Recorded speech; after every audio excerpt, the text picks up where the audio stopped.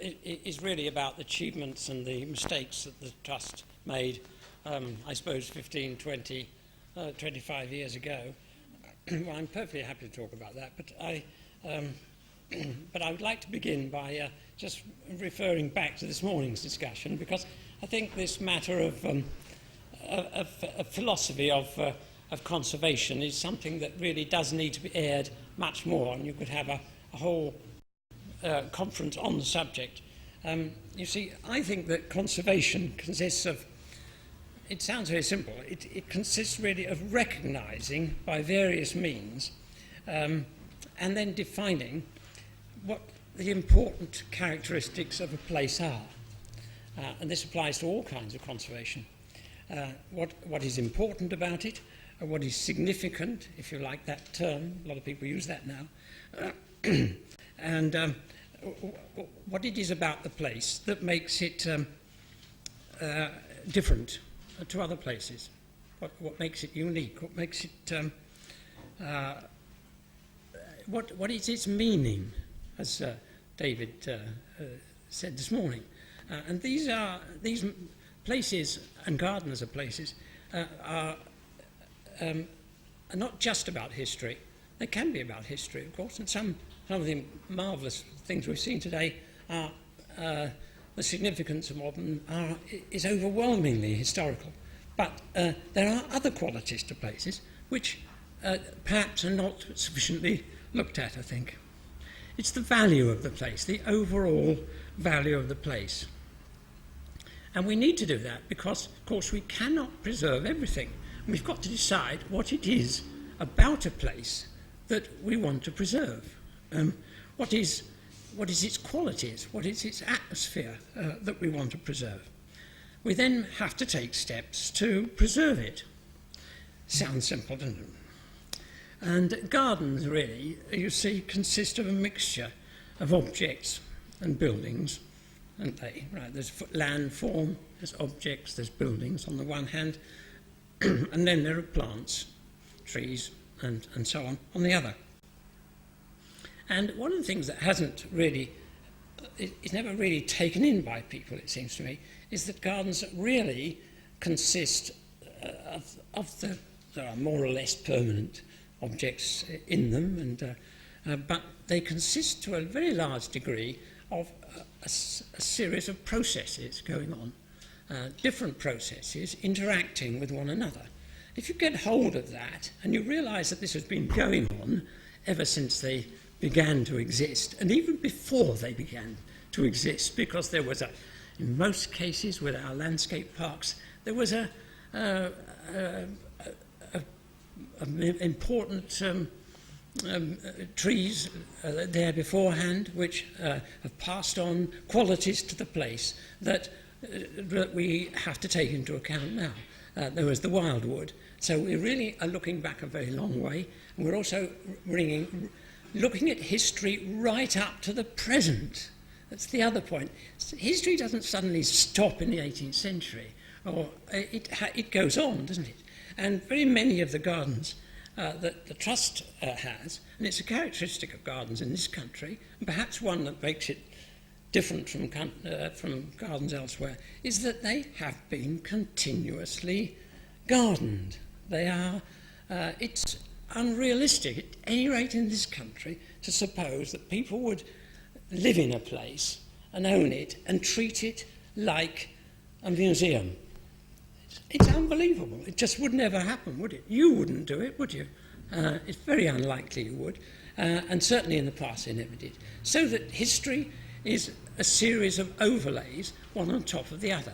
Now, this may seem inconvenient, but it brings out this point about significance to a very marked degree, because you then have to decide where the significance is. There's got to be a hierarchy of significance. You may say, well, the 18th century was the most important time for this garden, but it's not the only period that had some significance. It is the rest of it as well. And what's more, the garden may have social value. It may have also nature conservation value. It has all these other elements that come across the historical side. So there's much more to it than picking a date and going back to it, isn't there? Well, we all know that. So it is responding to a period of change. And in some cases, gardens are frameworks within which continuous change has been taking place for ever since they began. Now, if that has been going on throughout their history, shouldn't it carry on? And if you say that to yourself, then you've got to say, well, but within what parameters has that change got to be allowed? So you are asking yourself some very, very difficult questions. Sissinghurst was never the same for 2 years running. Hidcote was never the same for 2 years running. It was constantly being altered, adapted, changed within certain principles, as it were. And I often use the theatre as an analogy in cases like that. It's really the performance that you've gone to see. You don't go to see the structure of the hedges. You may do, you may like the theatre, it may be a wonderful structure, but it's what goes on inside it that counts, doesn't it? It's the annual performance, and that's directed by, I always say it, by the gardeners, by the skill of the gardeners, and by those who advise them, the choreographers, if you like, or what have you. So that is the philosophy that I come for. Now, going on to what I'm going to say afterwards, I want to say just a bit about the context, because David Jakes mentioned this, and you've got to take a historical view of garden history restoration, haven't you? And the period that I'm supposed to be talking about is about 1963 on to, perhaps the late 70s, perhaps nearly 1980. And to get the right idea, the Trust got into the conservation of gardens seriously in about 1948, when it accepted Hidcote as the first garden to be accepted by the Trust in its own right as a garden, not just an appendage to a building. Stourhead, for example, came as an appendage to the rest of the estate. You could put it the other way around now, but there it is. A lot of these important gardens like Powys came to the Trust really as package deal with the rest. But Hidcote came because the Trust wanted the garden, and it started a series of gardens that came for that particular purpose. And so the Trust has been in the business a very long time. It's owned Hidcote longer than Lawrence Johnston. It's owned Stourhead longer than its its maker, Henry Horn. It's owned Sissinghurst longer than Vita Sackville West. So, you know, it's in the business of conservation over a long period. And looking back to that time, the Trust was really ahead of the game by a long way. The Garden History Society wasn't formed until 1965. There was no planning protection for gardens, no specific planning protection for gardens until the 80s, was there? English Heritage formed in 1983. So it's all relatively recent. And the Trust priorities, and you've got to understand, I think Ted touched on this morning, is that the Trust is a really poverty-stricken organisation, owns an absolutely marvellous lot of riches, but it doesn't actually have an awful lot of money compared with to run itself. It's running on the breadline totally the whole time. The margin between success and failure with the Trust, and it's in the real world, you see, it has to live in the real world, is very close. So it's always been on the margin.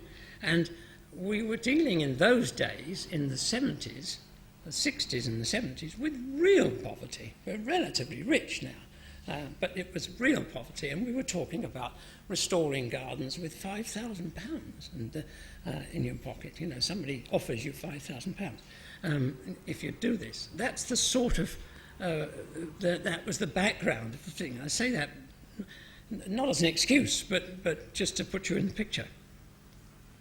And the Trust efforts, if you're in those circumstances, the Trust efforts went mainly into the upkeep, the steady renewal, the upkeep, the showing, the access, and skill training for its gardeners. And I don't regret that, because it allowed, the Trust opened lots of gardens, and I think that has resulted in an enormous amount of education.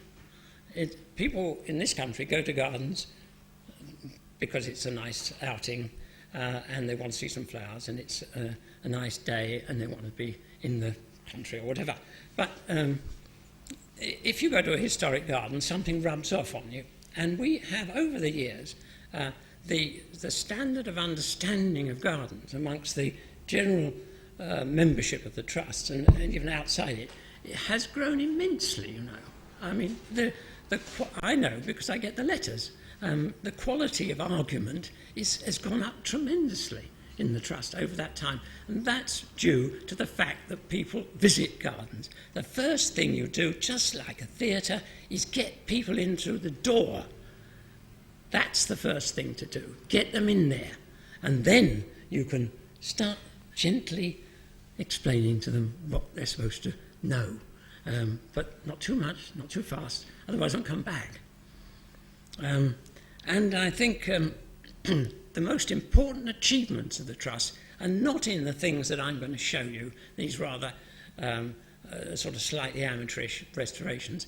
They are in the conservation, the long-term conservation of places like Stourhead, Hidcote, Blickling, gardens of great importance, Chongleton, the whole range of them across the country, where no major restoration was ever done, but of course conservation consists of a series of minor restorations taking place, or adjustments, if you like, or renewals, or reworkings, as we sometimes call it, this sort of thing going on the whole time. That's what conservation is about, and that's the best way of dealing with them, because you get no period of total destruction.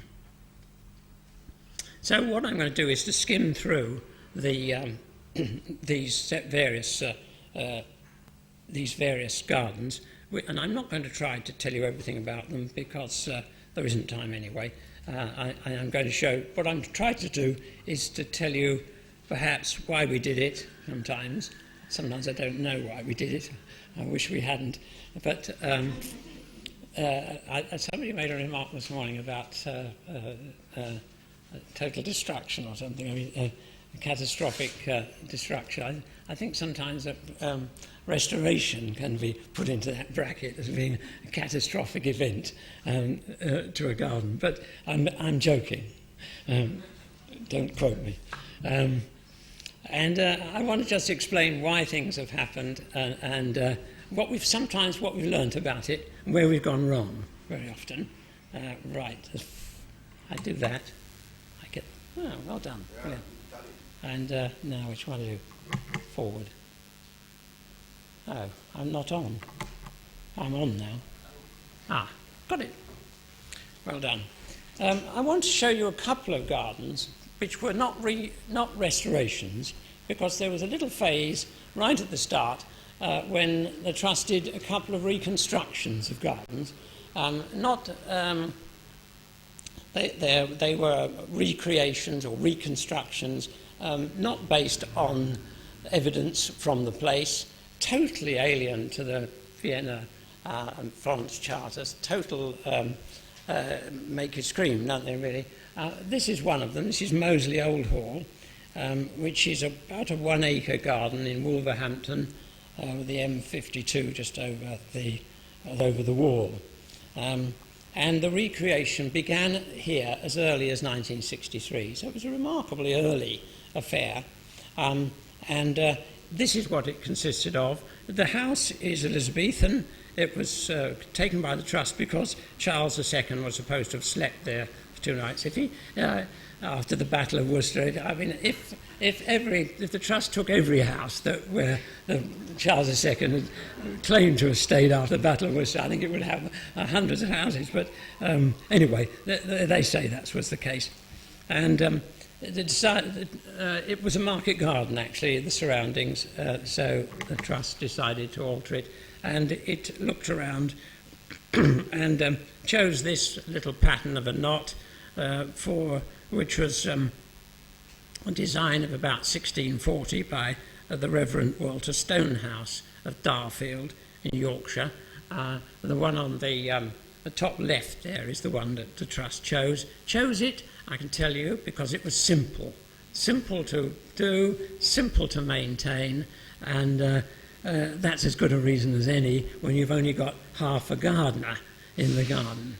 1 man, 2 days a week, in fact, in this garden, and that is a key element in any decision about restoration or conservation. And there it is laid out on the ground. Now, in actual fact, the Trust got it wrong because Walter Stonehouse was a great plant collector. And the reason why he had simple designs for his knots was that he used to grow plants in them. And they were simple to grow in them. But never mind, that's it.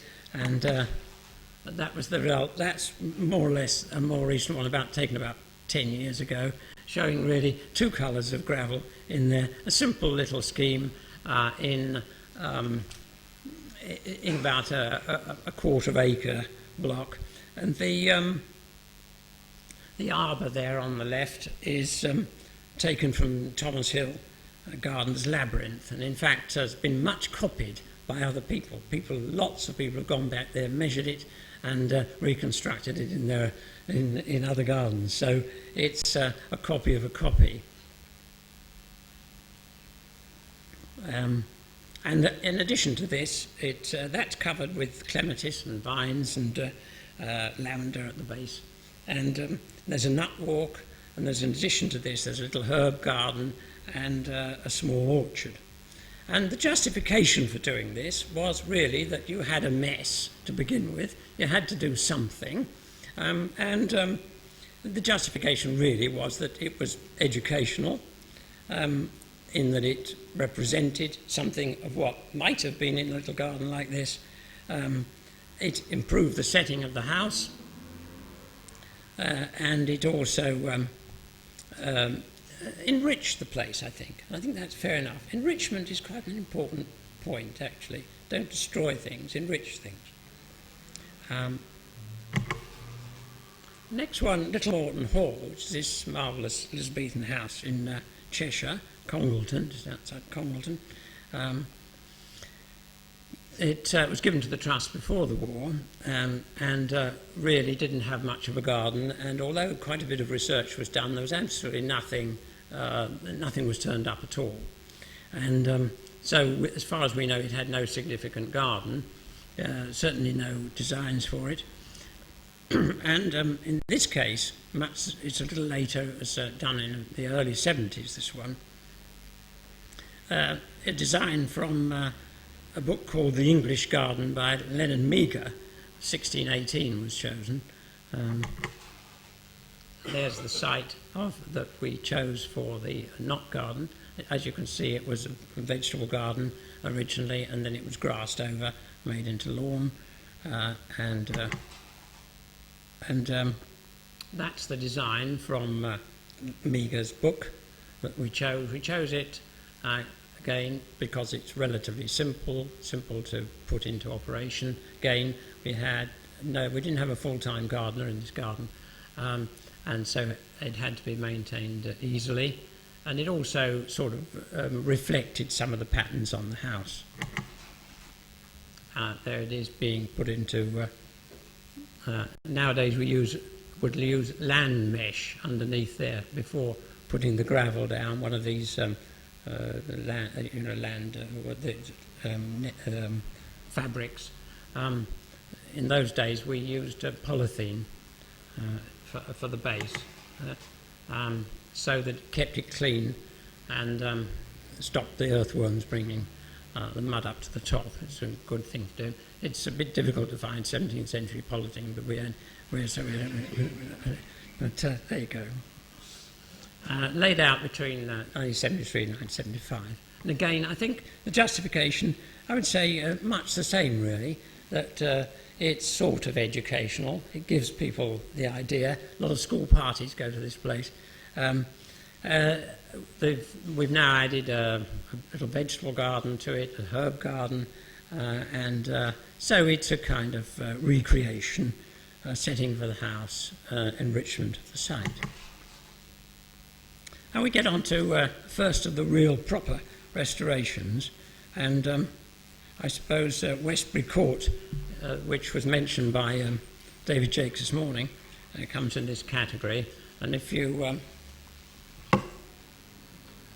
you really need to look at this one a little bit. The pavilion is the important thing to get your eye in on there. The site of the garden that survives is bounded by that wall and is in that direction.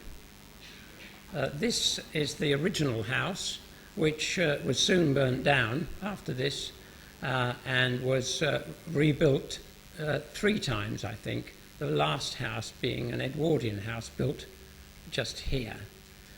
This was a kip engraving of about 1705, which turns out to be reasonably accurate. It always looks a lot bigger than it really is, doesn't it, like kip engraving? But considering he didn't have the ability to hover at this height to do his drawing, he did a pretty good job. 1705. The house, the garden was made between. It was remade from about 1967 onwards, and it was originally made between 1694 and 1914, latterly with Maynard Colchester's son. But it was Maynard Colchester, just a local landowner, who made this garden, and he had connections, allegedly had connections with Holland, and certainly there's a house nearby called Flaxley Abbey who certainly had Dutch connections and had a similar sort of garden at the time. This is a kip engraving. I want you just to keep your eye on, I'm leaving it on a long time so you can absorb it, but there's a little parterre there, or I suppose it's a parterre, but this whole area now is an old people's home. They're a disaster, aren't they, old people's homes? Who was it showing us another one? They crop up everywhere. And here I am booking my place for one, and the one I want is to be in there, you see. That's now covered by an old people's home. But curious enough, the garden did survive, mainly because it was ignored. The family just let it go on and be maintained. They moved away, in fact. And here's a country life photograph of country life photograph of 1906, showing the last of the houses that were built. You see, which incorporated the pavilion at the far end there, looking down that first canal.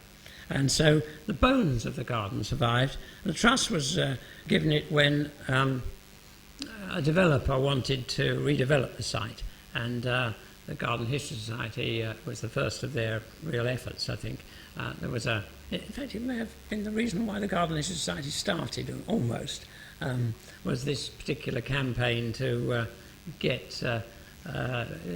prevent this site being built over. He did manage to knock down the wall on the right, which was a pity. That was it by the time the Trust got hold of it. There had been a flood. This area of Gloucestershire is in the Severn Vale, and it floods regularly. So, and somebody had also come in and pinched all the lead off the roof, so it was a total wreck. And so the Trust had to raised money the best way it could for this project. Couldn't even afford to build the wall back properly to the full height, but did manage to rebuild the pavilion, which was ruinous. That's it after, I think about 7 or 8 years ago, I think it was now grown up again. You can see the espaliered fruit trees on the right. You can see the little pattern of balls and cones on the hedges. And this is a more recent one. Since we've restorations never stop, do they, in actual fact? So every time you find a bit of money, or you can find a donor to spend money on the place, the last thing we did was this little fountain at the far end. Couldn't afford to rebuild the 2 pavilions on either side, so we're growing those out of yew, little yew pavilions instead. Here it is, the espalier-trained fruit trees are of great interest to people, and they're all pre-1700, so all the species, all the cultivars and the species in the garden are pre-1700, and that makes it more significant, more interesting. Jargonelle, pear, view across the garden again from that Country Life article, 1906, showing the house and the same sort of view now, looking across the garden. And again, the Country Life picture showing it all looking a bit cluttered, but along the roadside wall, view when the trust, there's the for sale sign up, when the trust got hold of it, and then the trust's restoration since then. And that's now quite a good collection of 17th century plants. Not a total collection, obviously, but a pretty good one. And it gives a lot of interest to people, and is educational in that sense. But I don't think the trust, there's, for example, there's old clove carnation shown in one of the old prints. There it is on the ground, one of the oldest plants, sweetly scented clove carnation, getting very scarce now. And then the little wall garden, which was beyond that gazebo, was derelict. It was made a bit later by Colchester son, and we decided there to resurrect the gazebo, of course, and lay it out as a little collection of plants of the time. So again, to give more interest to the site and make it more educational. It was probably a vegetable garden. We don't really know, but I expect it was. Grew a few vegetables. There it is again with Lichness coronaria in the foreground there. All sorts of plants. It's surprising how many there were around. The only snag is most of them finish flowering before midsummer, don't they? 17th century plants. It's if you want to keep the display up into the latter part of the years, you've got to go to South America and all those other places which hadn't been found by then. There you are. There's Arum Italicum, the pot marigold. What else does it say there? Oh, the little creeping jenny, Lysimachia nummularia, which is a native plant, of course. And again, controversially, instead of recreating the vegetable garden, which we couldn't afford to do anyway, we reinstated 2 sections of that parterre that I pointed out to you, was originally at the back of the house.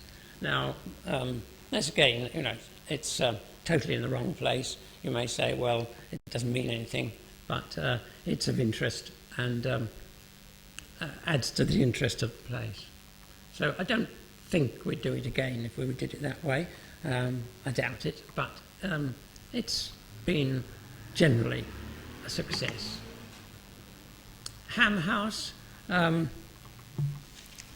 trust, the background of this one was that it was given by the Tolumash family, It was, of course, it's a very important garden, an important house on the banks of the Thames. The relationship to the Thames is very important. It was built for the Duke and Duchess of Lauderdale, and in 1678, John Evelyn described it. He said, it's a bit over the top, I thought, the parterres, flower gardens, orangeries, groves, avenues, courts, statues, perspectives, fountains.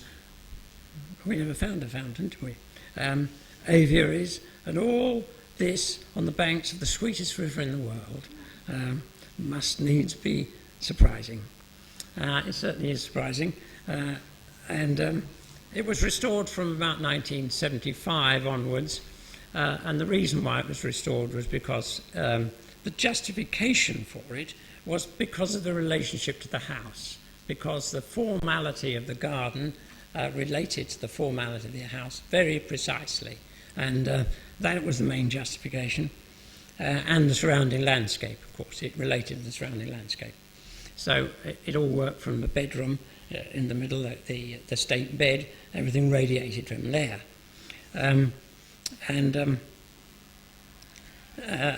The Trust worked on the basis of the documents that it found. Here's an aerial view which gave us a clue that as you can see there from the aerial view, the grass plats behind the house show up. You can see where the gravel paths were. That's a pattern of squares. On the left side of the house there, seen from view, you can see what was called the cherry garden, and that is this is an aerial photograph about 1952 or 3 or something like that, and showed this kind of garden-esque scheme, which was there at the time, but had disappeared by the 1970s. And then the wilderness behind, which is that mass of trees, which was really originally a formal wilderness. And we are very sure of that. This is the plan we worked from mostly, and you can see there, there's the wilderness, the formal wilderness. There are the grass plats, and you could see that pattern coming through. And there's the so-called cherry garden, which was shown up as a sort of garden-esque sort of scheme. And so just remember that pattern, because it's the last time you'll see it in any of the plans. And an engraving. This engraving is supposed to be dated, I think, the plan was 1672, wasn't it?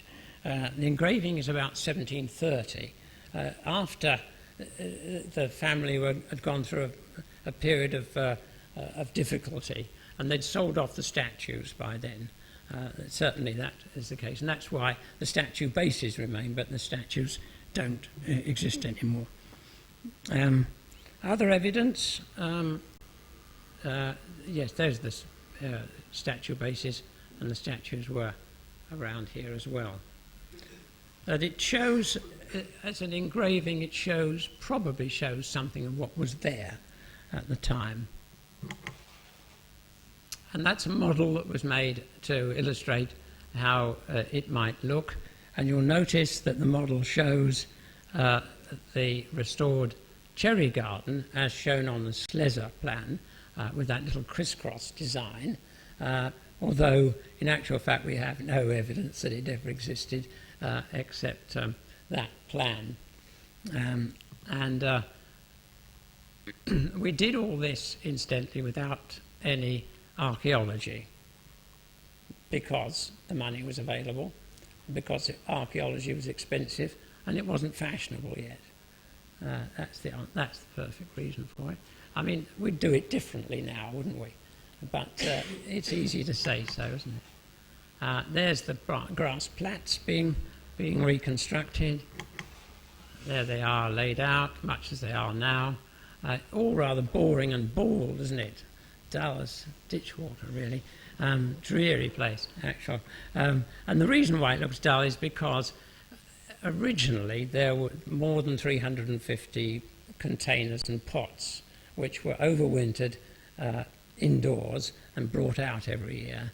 And we didn't have the manpower to do that, and nor did we have the facilities to do it. So we couldn't do it. We are gradually working towards that now. One of the lessons there is don't proceed with something unless you've got the staff and the facilities to do it properly, maybe. There's another illustration in the house which shows, rather a crude illustration, but it does actually show pots along the terrace there. And clearly the terrace was planted up with all sorts of pots, and so was the cherry garden. Here's a painting from the house, which is, we think is probably fairly accurate as to what was there, showing the statuary, Duke and Duchess of Lauderdale, and the furniture, and so on, and the layout of the wilderness as it was at that time. And we can't tell what the trees are, either from that one or from the previous one. We rather think they were probably ultimately forest trees. We now believe that the hedges were ilex oak, holm oak, but we didn't know that then, and so we put in hornbeam, and hornbeam's a lot easier to cope with anyway, but anyway, so that's not authentic. Nothing's authentic, is it? If it's been put back. The trees, well, I don't suppose they were thinking about the future. You've got to think about that, haven't you? Did anybody think how long a garden like this was going to last? They made it for their own pleasure, and that was the end of it. And if it lasted 10 years, good. Well, let's have something else after 10 years. And so, and that's exactly what happened. So I think they were planting forest trees myself, probably elms. There was a lot of elm there when we went there. That was it when the trust took over. Masses of laurel and some ilex oak, actually, and a lot of rhododendron, and a lot of seedling trees, lots and lots of sycamores and so on, as you expect. The trust just knocked it all down, just like that. There was a little bit of a tremor, but a few... I wasn't going to go into that, but there was a bit of a tremor, but the trust got away with it. And there's the replanted garden. That's a view taken about 10 years ago. It's sort of coming back. The wilderness area is really quite interesting now. It's had more planting put into it. And there's the original wilderness as it looked, with the one or two avenues running through it, and how it looks more or less now, with those are field maples, most of them. We had one or two false starts. That worked reasonably well. Yes, the justification relationship to the house, but of course much too much conjecture to this garden. Obviously.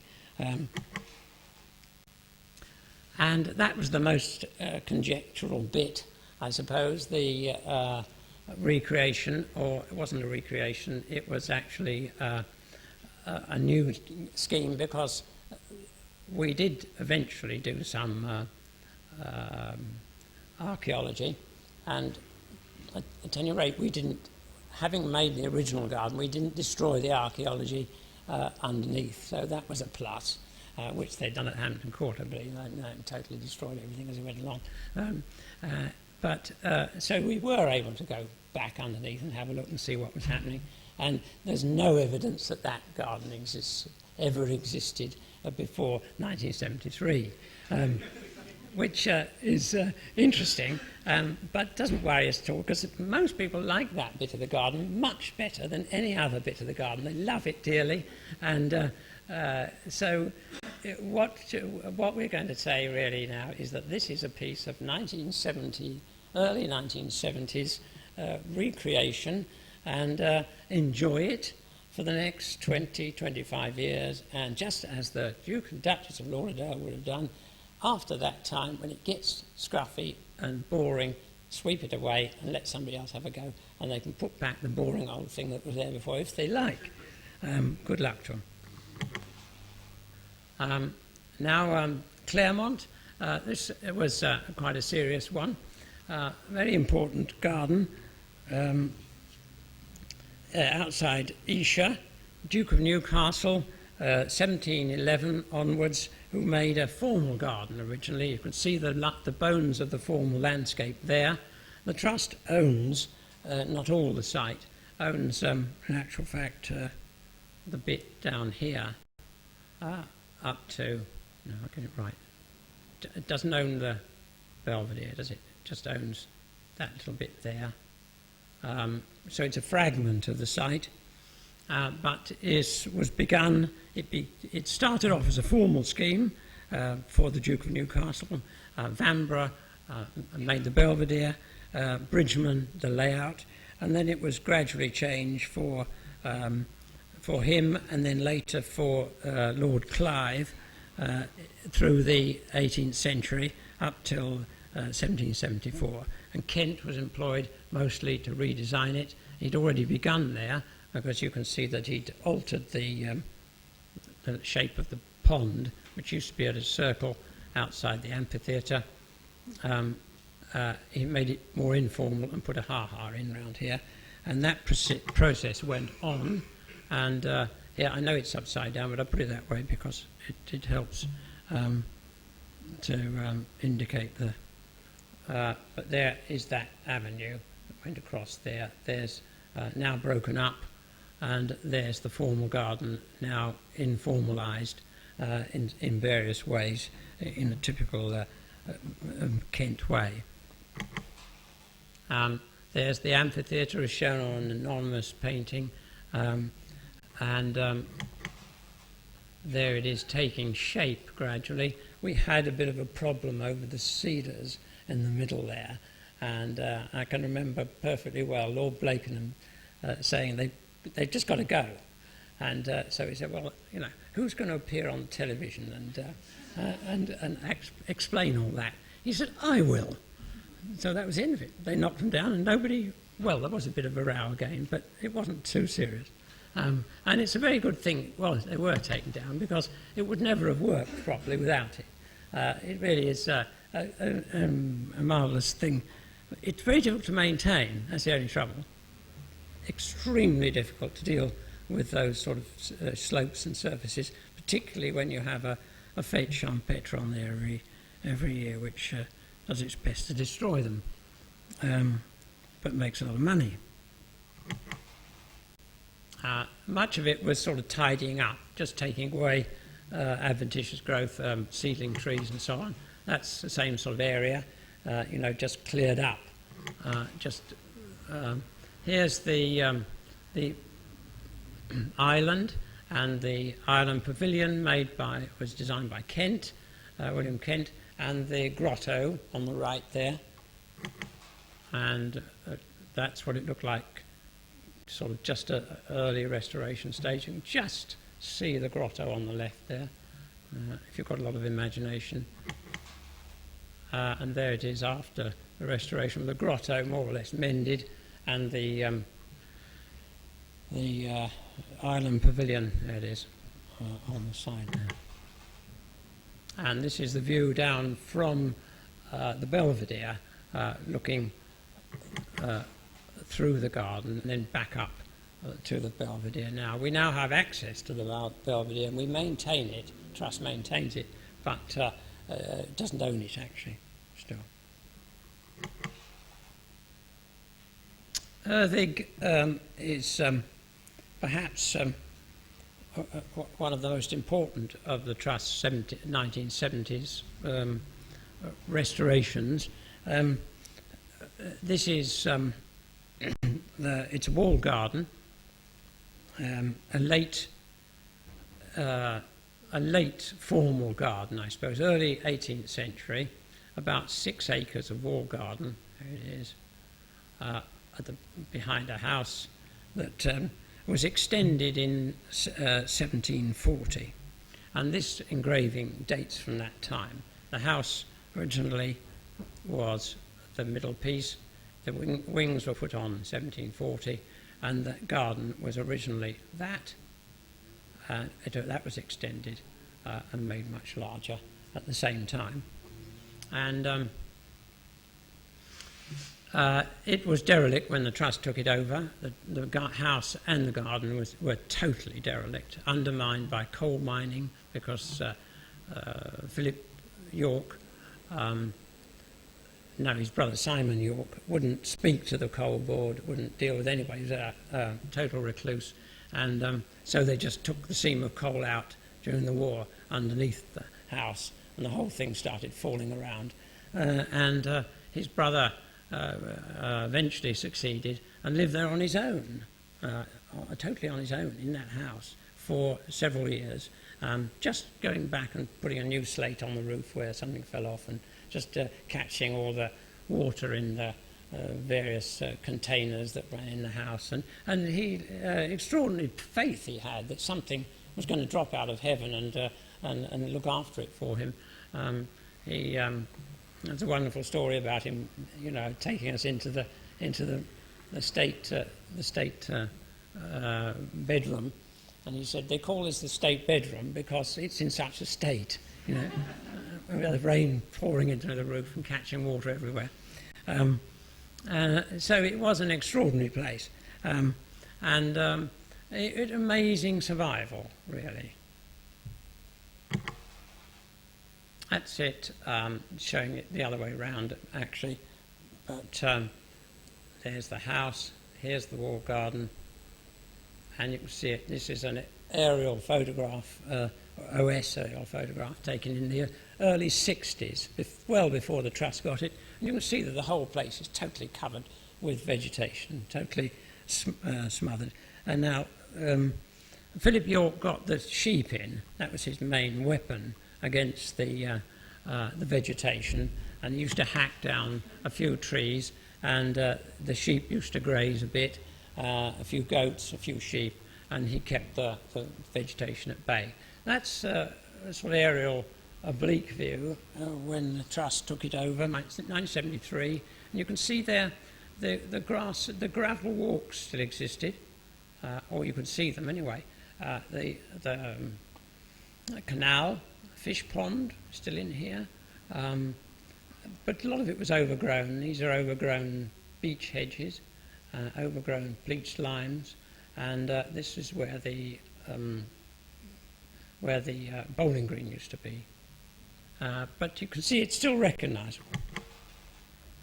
And that's it after 1983, I think. After restoration was 10 years after we'd got the thing really going again. And what you may notice if you're sharp-eyed, of course, is that the Trust has left some of the accretions.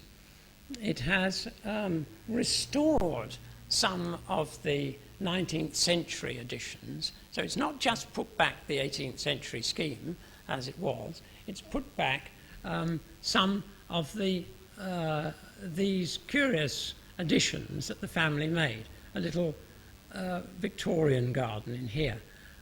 It's restored the Irish yew walk here, which was done in 1860. So it's not only restored the original structure of the layout, it's also restored some of the overlays, which is an interesting concept. There it is when we got it. That was the only gardener we had at the time. Head gardener was a ram, got in the house and attacked himself in one of the 18th century mirrors, which was a bit of a disaster. But you can see the kind of things. You can see the kind of things that had been added to the garden. Now, the point about authenticity is this: that those things that have been added in the 19th century are authentic because the family put them there because they wanted them. That makes them authentic. And therefore, there's a good case for putting them back and retaining them, even though they are overlays on an original scheme. And what's more, some parts of it we didn't know what was there because it's not shown in the original engraving. This piece in the foreground here, for example, which is that strange little parterre it was. The fountains are Victorian, 1860s. The strange sort of scalloped gables on the end there were made in 1906. The parterre itself was laid out around about the same time, Edwardian, and you can trace that in the grass perfectly easily. And so, what do? Do we take it all, sweep it all away, and have a boring piece of grass, or do we have something that the family put there? Well, we decided to put back what we thought the family had there. And there was some evidence of this, of course, quite a lot of evidence, even though you may not like it. Doesn't really matter, does it? What we had to do was to take the difficult decisions first, and that's very important. Get the really difficult things done before the visitors get in there. If you want to knock any trees down, knock them down before the visitors get, before anybody falls in love with them. In any case, you can't really, in a formal garden, start felling trees all over the place, can you? It's most difficult once the planting's been put back. There's the head gardener at the time, still with us. He's over in Northern Ireland. And not only did we have to fell those beech because they were in really bad way, most of them, but we had to actually get every stump out as well and replace them. We were able, though, to retain the most of the turf, the original turf, to the right of there. I think you can probably see roughly where the old turf is and where the new turf is. And we replaced the orchards on either side, and we planted pleached limes where the old walls used to be. There are the pleached limes. The orchards are just to the right of that. The pleached limes now remade, and there were quite a lot of documents in the house. They never threw anything away. That was the point. And that was one of the reasons for adopting this technique of retaining a lot of the accretions, is because the house was exactly the same. It had all the original furniture, wallpaper, everything in it, but they'd never thrown anything away since. So they'd simply stacked the place full of new things, additions to the place. They'd never even thrown a car away or a carriage away or a bicycle away. They were all shoved in somewhere into a corner. And so there was an awful lot of information there, and lists of trees growing on the walls is one of the things. So we were able to put back some of those if they were available. There it is. And you can see there the orchards are replanted according to the original plan, but the bowling green remains a piece of woodland. And so we have an adapted scheme. There is the Irish yew walk, which I said was planted in 1860 as a leading up to a little formal garden.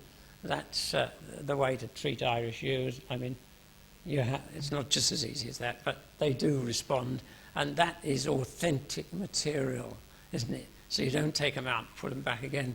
You cut them back and remake them if you can, and that's them remade and now cut to the right shapes with a little Victorian garden that was recreated at the top. But you also have to look, and I've read the Venice Charter and Florence Charter and all that sort of thing. You actually have to use your eyes when you're in a garden, don't you?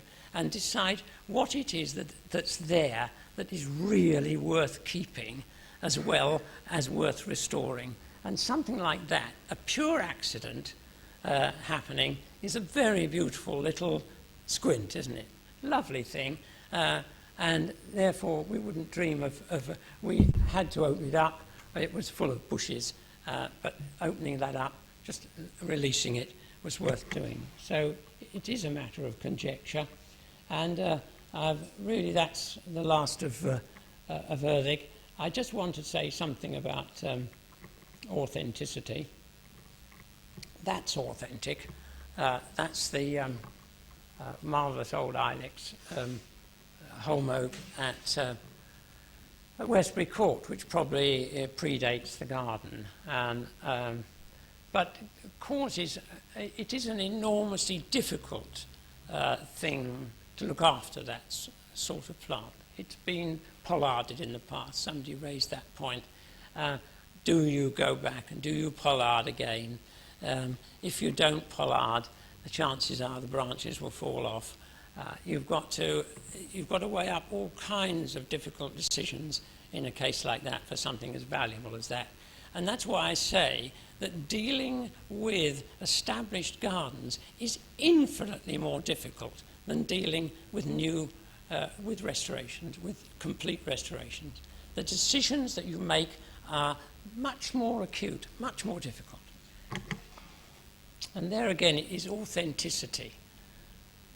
Those yews were this is at Powys Castle, and I mentioned Powys because it's a very important garden for the Trust. Those yews were the original topiary pieces that were put on the terraces in the late 17th, early 18th century, and they've grown on. Now, nobody ever designed them like that, did they? They have happened because somebody has clipped them, sometimes failed to clip them, but they've clipped them, they've looked after them, they've been on the same place, they've been loved, cared for, and renewed year after year. They are an expression of antiquity. They tell you all about the history of that garden. So they are the most precious things on the place. And that's what I call authenticity, because it tells you about the whole of the period of the garden, not just its original construction. Thanks very much.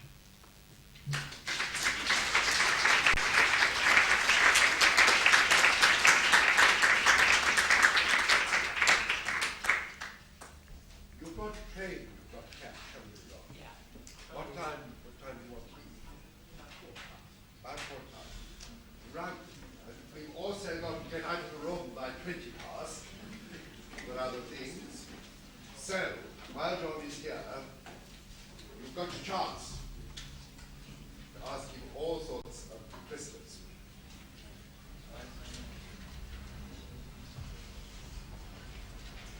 So, Well, come on, France.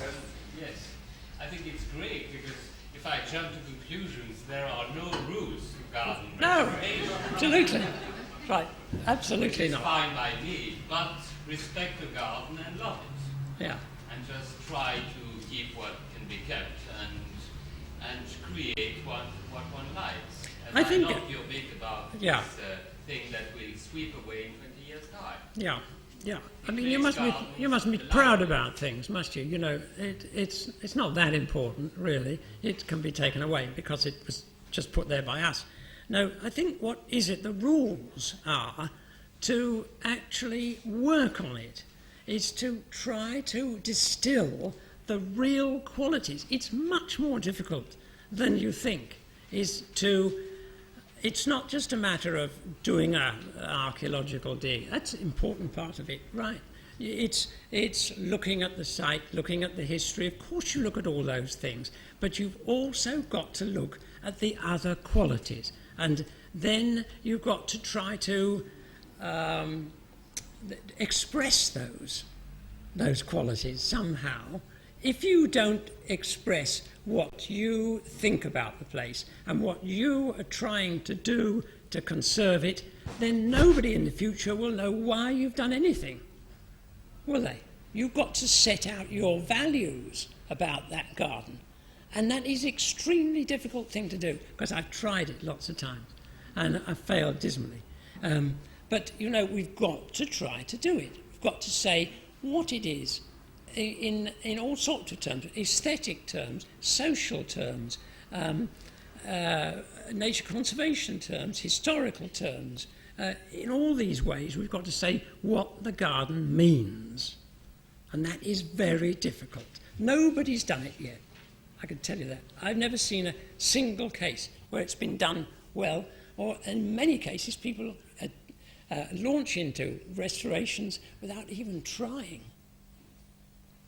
The extraordinary thing there was the house as well, wasn't it? Yeah. Because if you went into that house, you literally, the rooms were piled from floor to ceiling with junk. Some of it was precious and fabulous junk, but junkified it was. And yes. If you are doing sort of a restore as fund, you may want actually to retain, if you can, some of that amazing quality of going into a house where just things have been piled up for hundreds of years. You could say the same about the garden.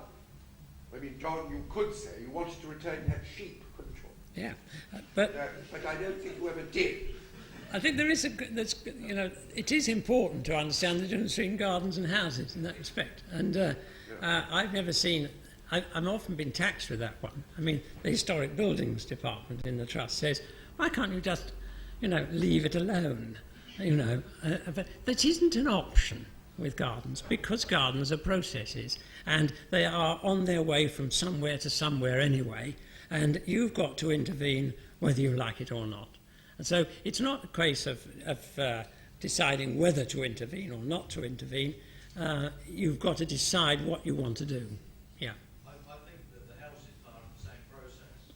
Yeah, maybe. What we're actually Oh, no. talking about here Yeah. is the treatment and use of space. Yeah. And a house occupies part of the space. Yeah. If you like, is the garden. Yeah. And the two are indivisible. Yeah. And in the eyes of past owners, they would have been viewed as a single entity, and they both may have been allowed Yeah. to sort of to run to ruin. Yeah. Yeah, I take your point. I think the difference is, of course, that the garden is going on growing and changing. I know that the house does as well. More slowly. Yes. But quite Yeah. often, But it doesn't grow. well, it does. It might be grown. It might be added to. It might be added to, but it won't actually on its own. It's not dynamic. I'd say that there is a dynamism that's shared, and that quite often something that happens in the house may be reflected in the garden, or vice versa. Oh, I think that's true. And you actually Yeah. see that with alterations, Yes. windows being put in, Yeah. walls being lowered, Yeah, that's right. and so on. So I think Yeah. we really do need to look at the two as an entity, and Yes. we should be seeking a sort of a more Yeah. integrated approach. Yes, but also to recognise the differences. Oh, yes. That's the important thing, is to recognise the differences and the differences of approach. But I take your point entirely that you can't separate the two. Although, of course, you do get situations. There's always a case, isn't there? But there's always an example, which is But I think that's largely a lot of administrative convenience. yeah, a case where the garden doesn't exist, the house doesn't exist anymore, or whatever. To do the devil's advocate thing, there is an opportunity of doing nothing. Yeah, yeah. That place was magic beyond belief before we touched it. Having touched it, if there was a false order in the house particularly, and the magic had gone, you could, theoretically, have let those sheep go on, and you would have an unrestored 1720s garden, or whatever it was. And I should love to see that happen somewhere. You've only got to go around the corner. Nobody would go. They jolly would. I think you could probably go up the road and find a few like that. I think it'd be fascinating thing Yeah. to do sometime. Yes, well, it's the case. Yeah. We can't do it now, because I think it's gone. It was one of the great opportunities. But obviously, because we are too respectable, really, to do anything so outrageous. Yes. Is it outrageous? It's humble towards history. If you would We have could kept have it written and up a good case, couldn't you? Yeah. You could write up a case. Yes. couldn't you? Well, I think this comes back to the significance that I was talking about. If you put your hand on your heart and said you think the most significant point about that place is that the most important point about the quality of that place was that it had been untouched and had never touched, and it was mouldering, and that you could see that it ought to go on mouldering until the roof collapsed and everything, the sheep ate everything. Then you know, if you honestly believe that that is the quality that you wish to preserve, then good. You know, that I'm happy with that. You've really got to say what you believe is significant about the place, haven't you? That is the fundamental point. I have one question with respect to your example of Clairmont. You say the National Trust owns part of it. Yes. Do you cooperate with the owner of the other part? Yeah, How is that handled? Can you... We're very friendly with them. The Trust is always very friendly. Unfortunately, some of the land at the back, the perimeter land, is sold off in plots to very rich people who build bigger and bigger houses the whole time. Every time we grow the trees up, they put the houses even higher so they can look in. But and there's no way that you can easily deal with that situation. Very, very difficult situation. But with the school, which Clairmont is a school, we get on very well with them, and in fact cooperate with them when we open the place for the Fête Champêtre. We look after, for example, the Belvedere. I don't think we own the Belvedere still.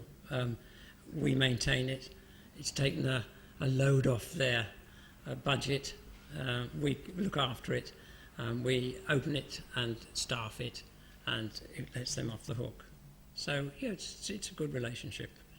You have a contract with them? Is that a long-term contract? Or, I mean, how No. It's personal, Yeah. Page and Pavilion. Yes, I mean it's just an agreement that is reached on every case. One of the things that it could go wrong at any time. Yeah, yes. But I mean, I think that's one of the advantages the Trust has, is that it's extremely flexible and there's all certain amount of give and take, and it doesn't have too many rules to work to. You know, it can make an arrangement with people any way that it wants to. It doesn't have to be a strict legal thing, and people don't want legal things on the whole, do they? Thanks very much. Good. Any others?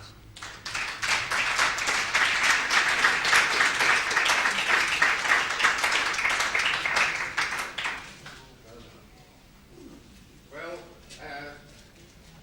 tomorrow morning we start, actually we're into our first lecture tomorrow morning at 9:30. Sir Brian Dix is going to lead us into archaeological gaps tomorrow. And so don't delay to hear. Coffee is at 9 o'clock, so you can fortify yourselves before starting. And now at your